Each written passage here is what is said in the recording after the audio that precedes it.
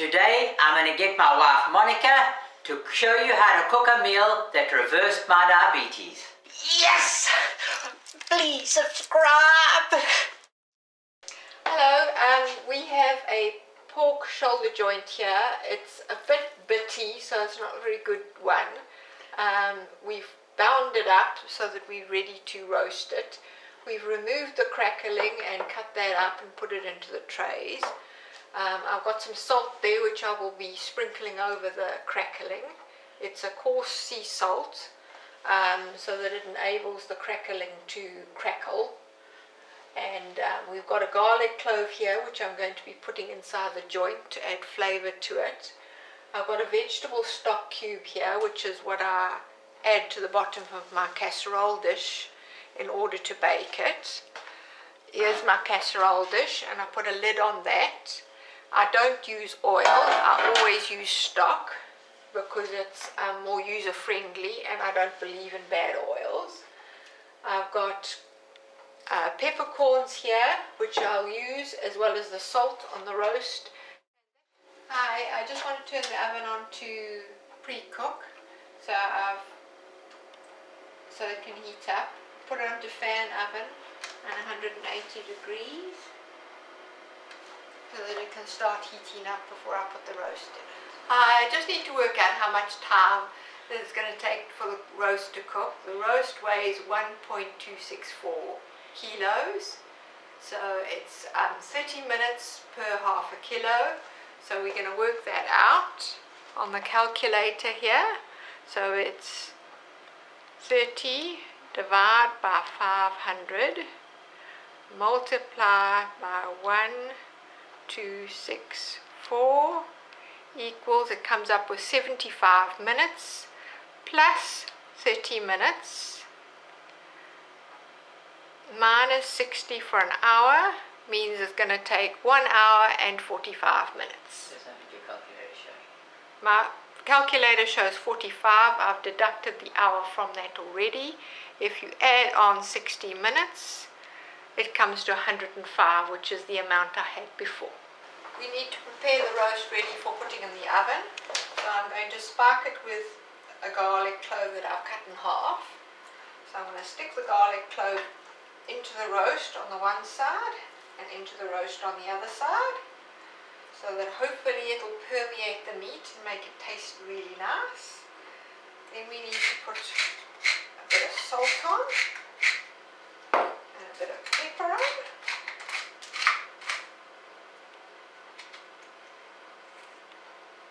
And rub that into the meat a bit. And a rinse. And we've got to sprinkle generously with salt, the crackling, so that it will crackle in the oven. One of the keys to success is the salt with crackling.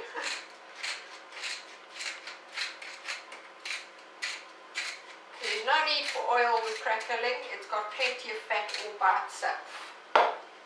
So that's the preparation ready for that. Now I've just got to get the stock ready. Hello, I need to get the pan ready now. I've got my stock cube in here and I'm going to add some boiling water to the stock cube and dissolve it in the boiling water. I've just boiled the kettle now and put a generous amount of water in here because this is going to be in the oven for quite a substantial amount of time and you don't want the liquid to run out. It's very good for using to make gravies afterwards. Now I'm just taking a spoon and I'm going to mush up the stock cube so that it dissolves in the water and give it a good stir so that we haven't got any bits that aren't.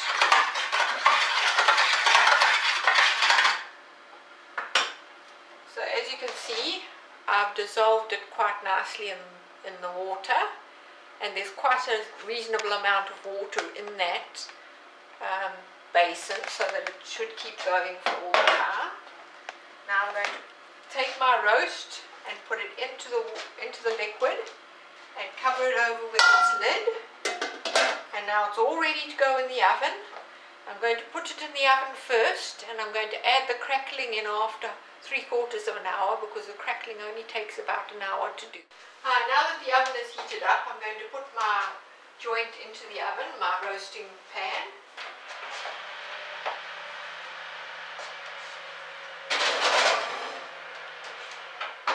And then I'm going to set my timer for 3/4 of an hour, because that's when I need to put the crackling in the oven. And I'll come back in 3/4 of an hour. Hello, I'm going to be preparing the next part of the meal. We're going to be having salad and vegetables with it. The steamed vegetables I'll show you later what I do with them. But right now I'm just going to make some salad. We've got, these are supposed to be romaine lettuce that I purchased from Aldi's, but they look very much like little gem lettuces to me, so I think they might have been labelled incorrectly. But this is the lettuce we're going to use. Now, I don't put the whole lettuce leaf into the salad. I chop it up and I take the hard bit of the lettuce out, because I'm very particular about my lettuce. So I just chop all the lettuce up.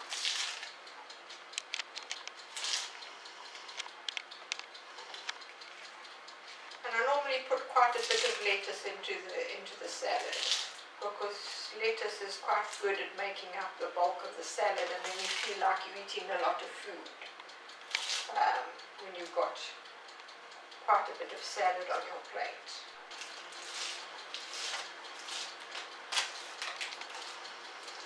Okay, I've chopped up all the lettuce into little bits, so that's my lettuce portion.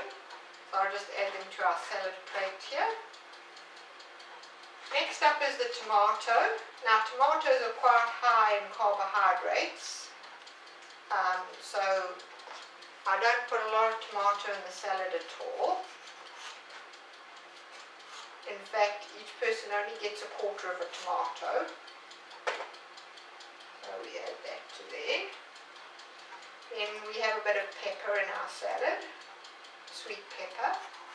This is a red one, but I use random colours. It doesn't really matter what colour it is, although I do maintain they do taste slightly differently, each of the different colours. Personally, I prefer the red and green ones most of the time. I find the orange ones lack a bit of taste. So we chop up a bit of pepper, and then of course there has to be some cucumber in it as well.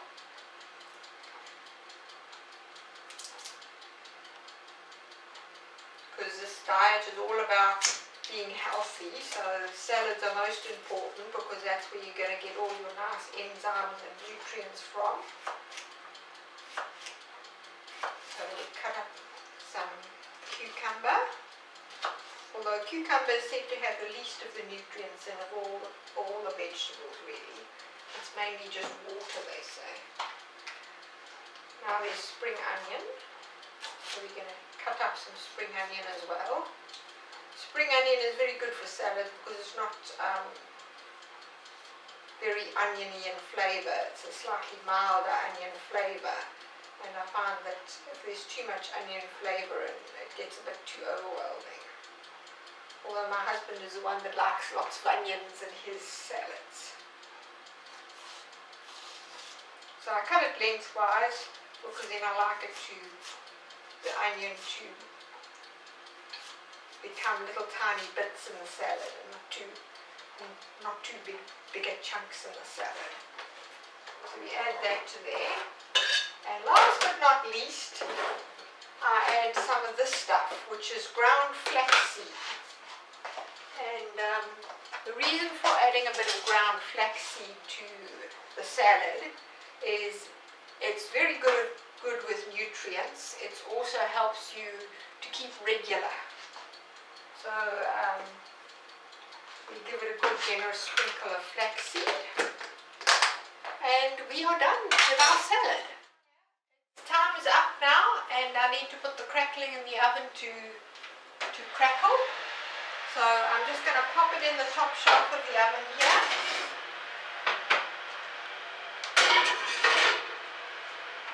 And then we're going to set the timer for another hour now.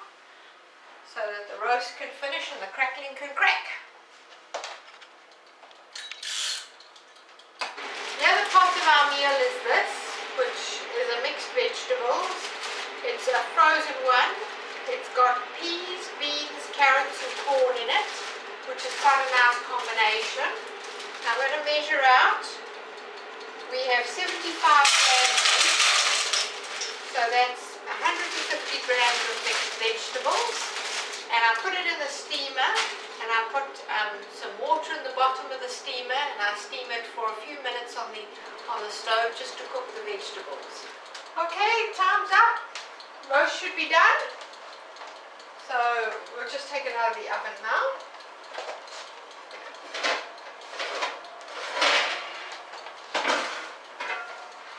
Oh, look at that. That looks lovely. Okay, let me just pick it out of there and put it onto the tray. My darling husband is going to carve it so nicely for us now. And this is our beautiful crackling that's come out of the oven. Looking really nice and crisp. Looking forward to eating some of that. Okay, and I get kitted out as the chef, as if I've done everything. I'm going to be doing the carving. And there you have it, 2 delicious meals. Pork, now roast pork with the crackling over here, with the vegetables, which was carrots, peas, beans and peas. A beautiful salad with each one. And that's it. I want to thank you all for watching, and if you want to learn how to reverse your diabetes through diet alone, I will be opening up a new channel in the future, so subscribe to this one, as I will let everybody know when I've opened this channel, and it'll be dedicated to just on reversing your diabetes through diet alone and how I did it. Bye bye.